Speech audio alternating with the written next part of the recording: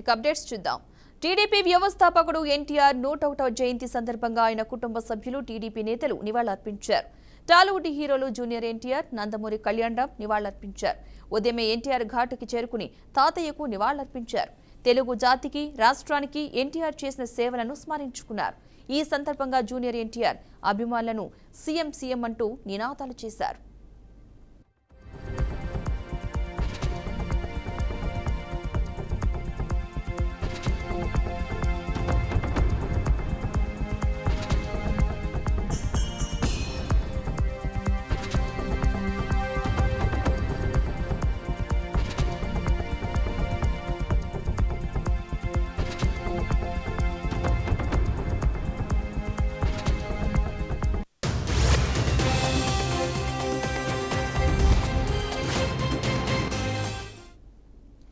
ఎన్టీఆర్ జయంతిని పురస్కరించుకుని టీడీపీ అధ్యక్షుడు చంద్రబాబు ట్వీట్ చేశారు. తెలుగు వెలుగు, తెలుగు జాతికి స్ఫూర్తి, కీర్తి అన్న ఎన్టీఆర్.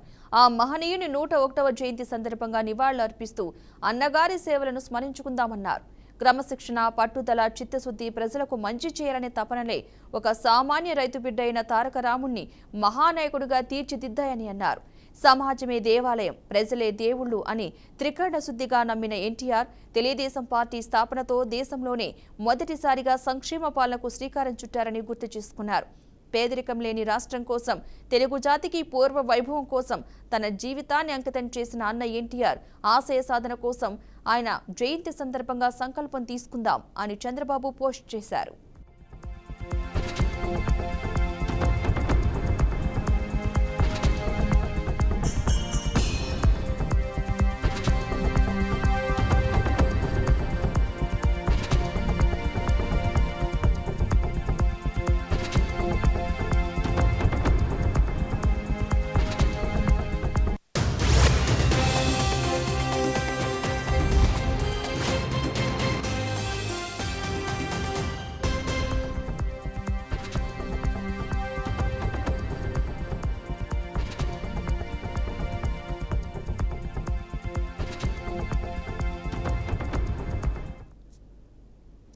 హైదరాబాద్లోని ఎన్టీఆర్ ఘాట్ వద్ద నందమూరి బాలకృష్ణ, నందమూరి రామకృష్ణ, టీడీపీ సీనియర్ నేత బక్కని నరసింహులు అన్న ఎన్టీఆర్కు నివాళులర్పించారు.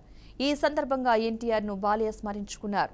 ఎన్టీఆర్ అంటే ఒక శక్తి అని, తెలుగువారికి ఆయన ఆరాధ్య దైవమని అన్నారు. సాధారణ రైతు కుటుంబంలో పుట్టిన ఎన్టీఆర్ తొలుత చదువుకే ప్రాధాన్యత ఇచ్చారని గుర్తు చేసుకున్నారు. ఎన్టీఆర్ అంటే నటనకు విశ్వవిద్యాలయమని, సినీ రంగంలో మకుటం లేని మహారాజు అని అన్నారు. ఒకే పంతాలో వెళుతున్న రాజకీయాలను మార్చి తెలుగు జాతి ఆత్మ గౌరవాన్ని చాటి చెప్పిన మహోన్నత వ్యక్తి ఎన్టీఆర్ అని అన్నారు బాలయ్య. విశ్వఖ్యాత నట సార్వభౌమ నటరత్న పద్మశ్రీ డాక్టర్ నందమూరి తారక రామారావు గారు తెలుగుదేశం పార్టీ వ్యవస్థాపకులు. ఆయన 101వ ఈ జయంతిని పురస్కరించుకొని మరి ఇక్కడ అందరూ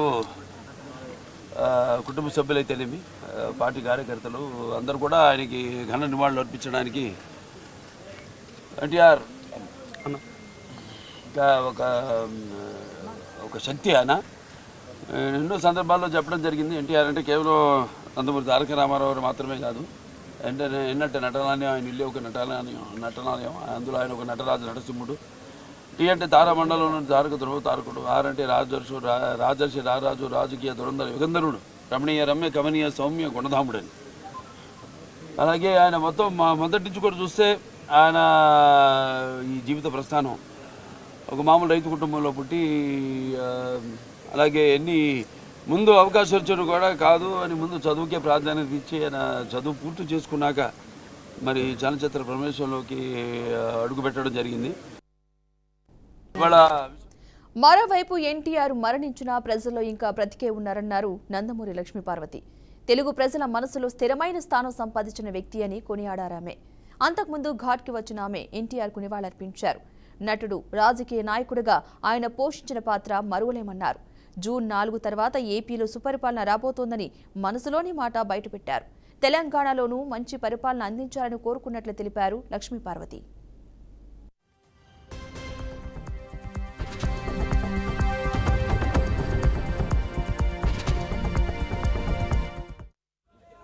నేను ఒక్కటే కోరుకుంటున్నాను, ఆయన ఆశీస్సులు తెలుగు ప్రజలందరికీ అందాలి, ఎప్పటికీ అందాలి.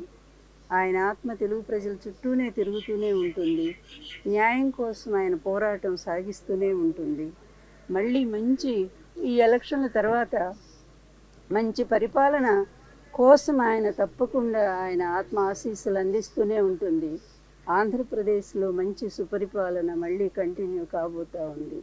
అదేవిధంగా ఇక్కడ తెలంగాణ రాష్ట్రంలో కూడా మంచి పరిపాలన వాళ్ళు అందించాలని మేము కోరుకుంటూ ఉన్నాము. ఎందుకంటే ఎక్కడున్నా తెలుగు జాతి, తెలుగు ప్రజలు సుఖంగా ఉండాలి. నాయకులైన వాళ్ళు స్వార్థానికి, అవినీతికి తల వంచితే ఏ విధమైనటువంటి శిక్షలు ఉంటాయో కూడా ప్రత్యక్షంగా చూస్తూ ఉన్నాము. అందువల్ల ప్రజల కోసం జీవించే వాళ్ళు నాయకులు అనేది ఎన్టీఆర్ గారు ఒక్కరే చాటి చెప్పారు. అందువల్ల ఆయన స్ఫూర్తితో ఆంధ్రప్రదేశ్లో పరిపాలన అలాగే సాగుతూ ఉంది. అదే కంటిన్యూ అవుతుంది కూడా. అందువలన రేపు 4వ తారీఖు జరిగే ఎన్నిక తర్వాత ఆంధ్రప్రదేశ్ మళ్ళీ ఒక సుభిక్షమైన శాంతియుతమైన పరిపాలన అందుకుంటుందని, అందుకు ఎన్టీఆర్ గారి ఆశీస్సులు నిండుగా జగన్మోహన్ రెడ్డి గారికి అందాలని కోరుకుంటూ సెలవు. నేను ఒక్కటే కోరుకుంటున్నాను, ఆయన ఆశీస్సు